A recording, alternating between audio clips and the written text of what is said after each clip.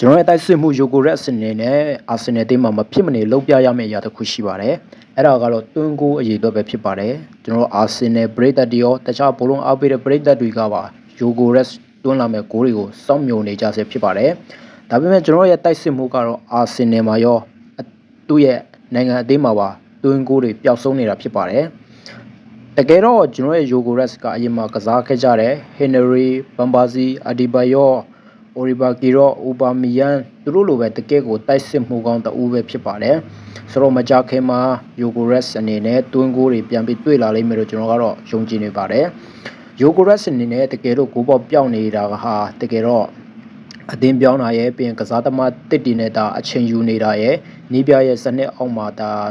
အသစ်တဖန်အချိန်ယူနေရတဲ့အတွက်ကြောင့်လို့ကျွန်တော်ကတော့ထင်မြင်ယူဆပါတယ်တကယ်တော့ဒါကစားသမားတစ်တီနဲ့အချိတ်ဆက်တွေ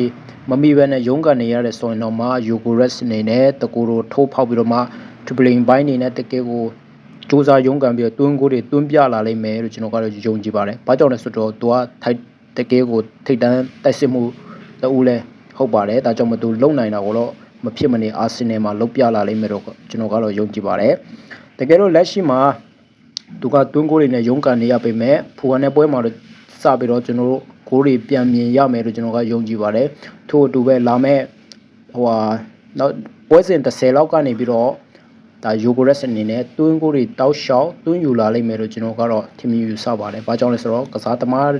တစ်တီနဲ့နေပြရဲ့စနစ်အောက်မှာလည်းပွဲစဉ်30လောက်ဆိုတော့ဒါအထိုင်ကျသွားပြီလို့ကျွန်တော်ကတော့ထင်မြင်ယူဆပါတယ်။ဒါကြောင့်မလို့ပွဲစဉ်30လောက်ကနေပြီးတော့ကျွန်တော်ရဲ့တိုက်စစ်မှုယိုကိုရက်က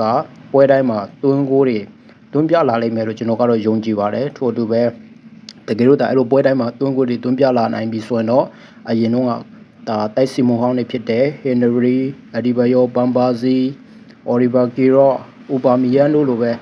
ဒါရွှေဖနက်စုတွေပါရနိုင်တဲ့အထိစူးစမ်းပြလာလိမ့်မယ်လို့ကျွန်တော်ကတော့ယုံကြည်မျှော်လင့်ပါတယ်ဆိုတော့ပရိသတ်တီကရောဘယ်လိုထင်မြင်ထားကြပါသလဲဆိုယိုဂိုရက်စ်နေနဲ့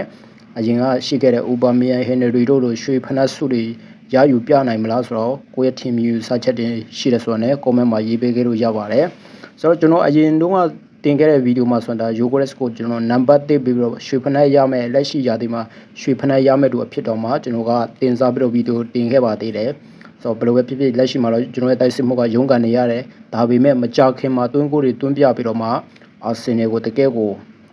ကောင်းမွန်တဲ့အခြေအနေထိရအောင်